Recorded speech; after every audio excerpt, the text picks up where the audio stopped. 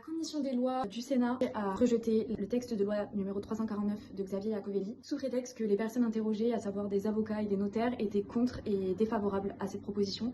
Je vous laisse donc écouter le témoignage d'une avocate et qui démontre tout l'inverse. Cécilia Mercurio, je suis avocate au barreau de Toulon depuis une vingtaine d'années. J'exerce notamment en droit de la famille. Je souhaite soutenir cette proposition de loi en ma qualité d'avocate. J'ai pu constater régulièrement à quel point la loi, dans certaines situations, peut être injuste, inadapté, notamment quand le parent, dans le besoin, a été indigne à l'égard de ses enfants.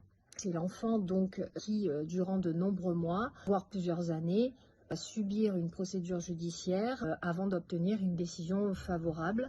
Ces situations sont vécues véritablement comme une épreuve par ces enfants majeurs qui n'ont pour la plupart plus eu de contact durant toute une vie, toute une décennie. Pour moi, l'obligation alimentaire doit rester le principe, mais cette loi, avec ces changements que nous vous proposons, doit être équilibrée, elle doit être juste et elle doit être sensible aux expériences vécues.